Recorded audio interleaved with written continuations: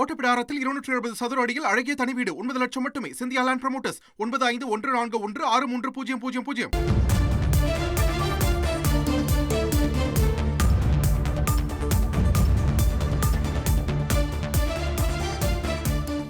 கன்னடம் தமிழில் இருந்து பிறந்தது என தக் லைஃப் விழாவில் பேசிய விவகாரத்தில் கமல்ஹாசன் மீது பெங்களூரு காவல் நிலையத்தில் புகார் அளிக்கப்பட்டிருக்கிறது. மேலும் விவரங்களை செய்தியாளர் பாரதி ராஜா வழங்கிட கேட்கலாம். பாரதி ராஜா, வணக்கம். அந்த புகாரில் என்ன குறிப்பிடப்பட்டிருக்கிறது? முழு தகவல்களை சொல்லுங்க.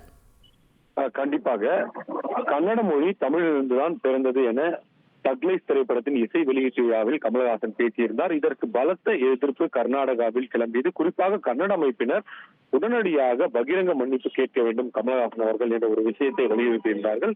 இந்த நிலையில தான் நேற்று திருவனந்தபுரமில் நடைபெற்ற ஒரு நிகழ்ச்சியில் பேசிய கமல்ஹாசன், இது நாம் எடுத்துக்கொண்டு சர்ச்சை செய்ய வேண்டிய விஷயம் அல்ல, வரலாற்று அறிஞர்களும் அதே போல ஆய்வாளர்களும் தெளிவுபடுத்த வேண்டியது. எனக்கு ஒரு ஆய்வாளர் தெரிவித்தார், அதைத்தான் நான் பேசினேன் என்பதை பதிவு செய்திருந்தார். மன்னிப்பு கோர முடியாது என்ற வகையில் இந்த பேச்சு இருந்தது.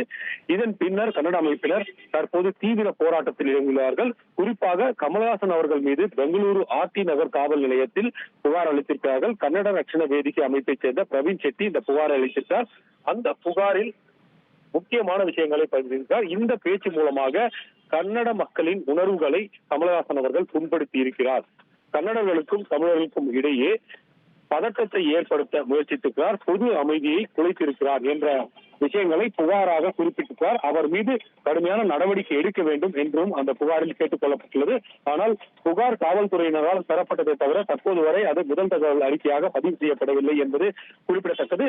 இந்த நிலையில கமல் அவர்கள் மன்னிப்பு கேட்காவிட்டால் அவரது தக் லைஃப் திரைப்படத்தை கர்நாடகாவில் திரையிட அனுமதிக்க மாட்டோம் என்பதையும் கன்னட அமைப்பினர் மிக தெளிவாக பதிவு செய்திருக்கிறார்கள். ஏற்கனவே நேற்று கூட கர்நாடக அமைச்சர் ஒருவர் பேசியிருந்தார். கன்னட கலாச்சாரத்துறை அமைச்சர் சிவராஜ் அவர்கள் தெரிவித்திருந்தார், கன்னட திரைப்பட சம்மேளனத்திற்கு நானும் கடிதம் எழுதுவேன், கமல் அவர்கள் மன்னிப்பு கேட்க வேண்டும் என்றெல்லாம் பேசியிருந்தார்கள்.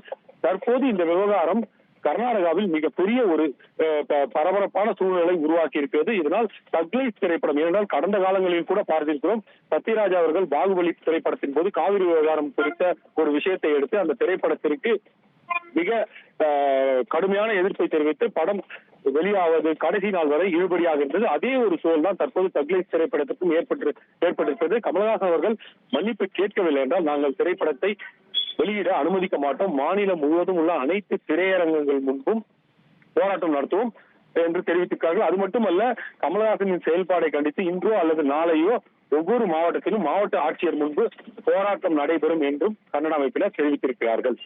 தகவல்களுக்கு நன்றி பாரதி ராஜா. ஓட்டப்பிடாரத்தில் 270 சதுர அடியில் அழகிய தனி வீடு 9 லட்சம் மட்டுமே. Scindia land promoters 9514163000.